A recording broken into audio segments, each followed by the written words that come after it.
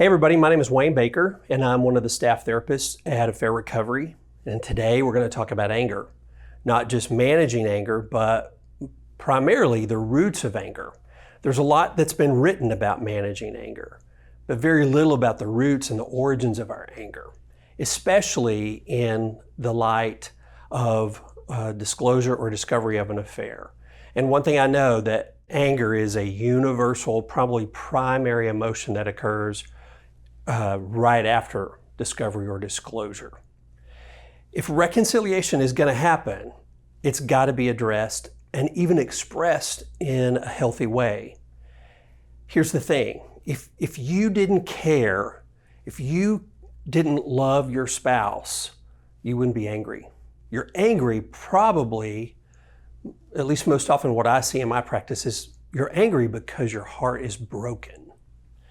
I believe mostly that anger is generally a secondary emotion. Now, some people disagree with that, and that's okay. But here's what I see in my office day after day after day, year after year after year, is that anger is what gets expressed and it's the thing on the surface. But just right underneath it is one or more than one primary core feeling or emotion. There are exceptions to it, and I'm going to talk about that later.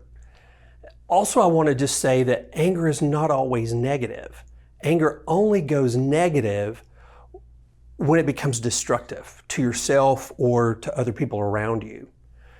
There's certainly ways to manage your anger, but healing the root of anger has a much more productive and long-lasting way of taking care of the problem. So I'm going to talk about just a few of the roots of anger that we therapists see in our offices pretty much almost daily. And the first one is resentment. And resentments are it's the inability to let go of things from the past or even this discovery or disclosure of an affair. And by no means am I saying that has to happen immediately, but we do have to ultimately let it go and be open to forgiveness and healing and moving forward. If resentments aren't released, they'll move to the basement. This is what I tell people all the time. These resentments will move to the basement like demons. And all they do is they go down there and lift weights and they get stronger and meaner. And that's what happens. And then someday they're going to come running up the stairs and there's going to be an explosion. So it's good to deal with them, to get to the root of it and deal with this in a much more productive way. It is difficult to let go of resentments. I know that. It's so hard to do, but primarily, if you can do the work and work through them, it's one of the best gifts that you can give yourself. And truthfully, not everybody likes to hear this, it has very little to do with your spouse getting it, or even their ability to express empathy and compassion. It so much makes the job easier if they can do that, but ultimately, it's not a requirement. Please hear me, because I know that there's going to be comments about that. It makes it much more easy if they can get it and express empathy over a long period of time. But it's not really a requirement. The other thing about resentments is that they prolong the healing of both of you. The resulting anger robs you of peace and the ability to gain traction in your own recovery. And this threatening anger can also delay the healing in your spouse's recovery and in the recovery of the marriage. In the short term, it's expected that anger is going to be present and very much off the charts. However, as you move towards finding restoration, the anger can be diffused. There's lots of ways of doing that, and I think a lot of times for couples to be able to talk frequently about what's going on, about the underlying feelings, sad, hurt, scared, talk about those things.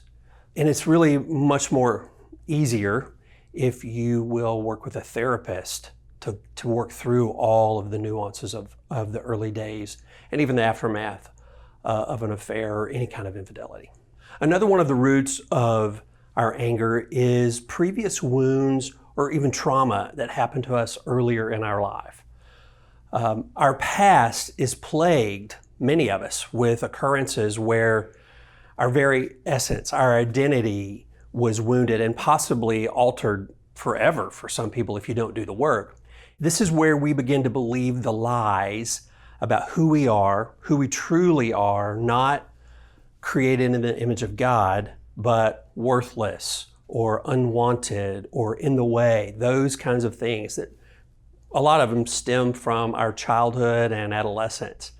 But these memories, where these lies are anchored, can hold significant amount of rage and pain, much of which is really hard to name, especially if it happened at an earlier age. And that makes it really hard to get our arms around what's going on inside of us. And so it just comes out as rage or anger. When similar occurrences happen in the present, like an affair, it can trigger these old wounds. They resurface and these old emotions come screaming from the past. Sue Johnson says at the speed of light. I mean, they can happen so fast and they influence how we feel in this present moment. These wounds can be, and frequently are, a significant source of our anger and can cause our emotional response to a circumstance to be exaggerated. It's part of the reason why we say, you've probably heard Rick say, I think Richard Rohr says it as well, that pain that is not transformed will eventually be transmitted onto others. That hidden pain triggers something within us, and so then we have this $500 response to a $5 incident. If you find that you tend to overreact to circumstances, and only you will know when you get away and get still and get quiet, then it might be worthwhile, truly, to seek professional help to determine if there's a past wound that's affecting your ability to have peace, and to have peace and be able to move in the present moment toward more healing and more recovery for yourself. So another root of our anger is guilt, and this one surprises a lot of people. Like, it sounds strange that my guilt, I'm not guilty here, but maybe it's from previous things, but guilt is frequently a source of anger. And an example would be that, I don't know about you, and I'm just going to confess I haven't had a speeding ticket in a while, but there was a season of my life where I got quite a few. Every time I got pulled over, I got so mad. Now clearly I was guilty. I was speeding, I was breaking the law. But when I'm being held to account for my bad behavior in those moments, I was angry. In fact, many of us use anger to push away our guilt.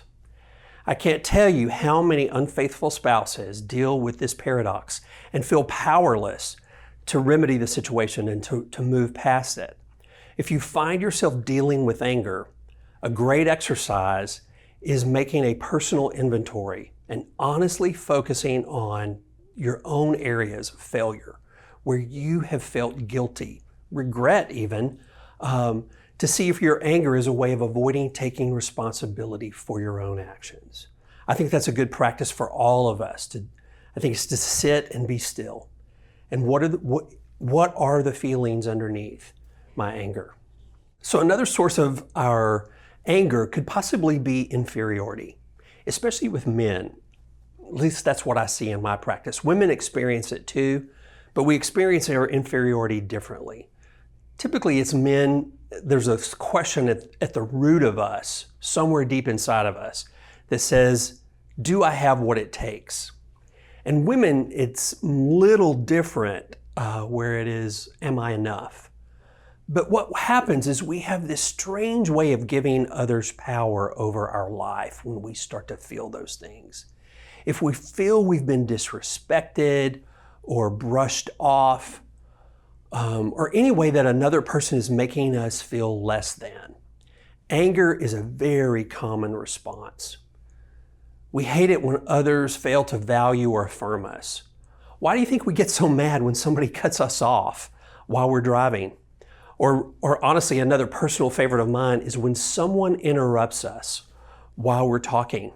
Both actions send the message that we're less than, that the other person has more important places to be or more important things to say. We feel undervalued and it triggers this response to us in a place place all the blame on the other person. Let me ask you, who is giving that other person the power to decide how much value I hold? I am. Once we realize that our value doesn't change based on their reactions or the lack of interaction with us, we'll be much freer to love ourselves and others, especially those that disrespect us. And then another common root of our anger is fear. It's this fight or flight response.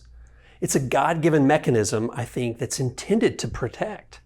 We don't ever want to totally get rid of fear, but we want to be able to know when we're feeling it. In the moment of danger, we frequently will utilize anger as a method of self-protection. And don't misunderstand me, like I said a minute ago, there are times to honor your fear. There are circumstances where you're just not safe and you need to get out of there. Fear is then justified. And at times, anger will blind us to that root of fear. So ask yourself again, why am I angry? And even ask, is fear underneath my anger?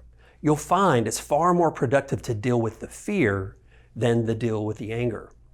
If fear's the root, then focus on how to increase safety for yourself and in your relationship and for your spouse. That can really help work through this intense anger that so many people struggle with. And finally, a save the best for last maybe is that we call it righteous indignation.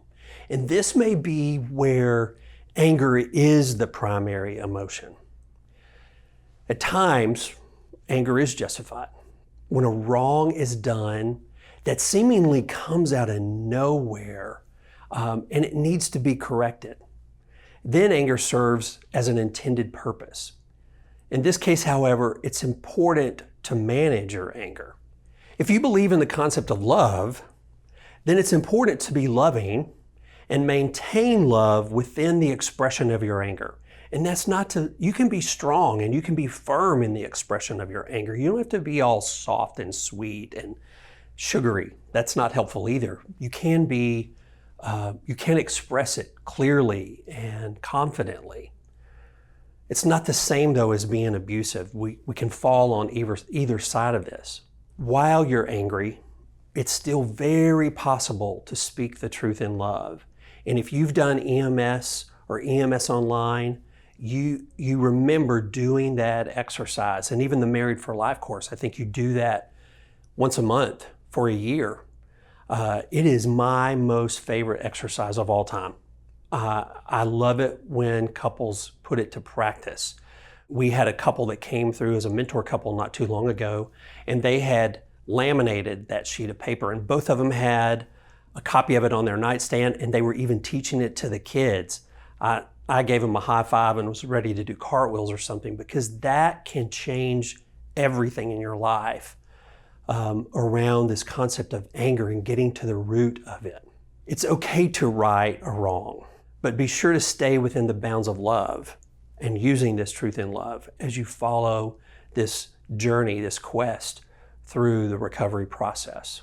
So regardless of which role you play in this healing journey, this restoration in the aftermath of affair, and you need help dealing with your anger at your spouse or yourself or even the situation, then quite possibly the EMS online course will be a safe place to help you heal, to join with others that are in a similar situation. There's a curriculum that helps you walk through step by step. As a betrayed spouse, your journey of forgiveness and anger management is not for the faint of heart.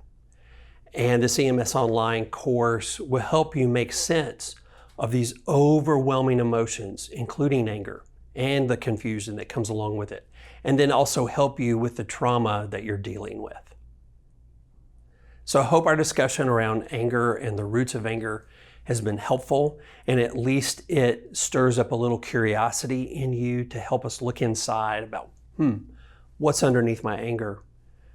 So hopefully that's helpful. Just know that we here at Affair Recovery want to help and support you any way that we can.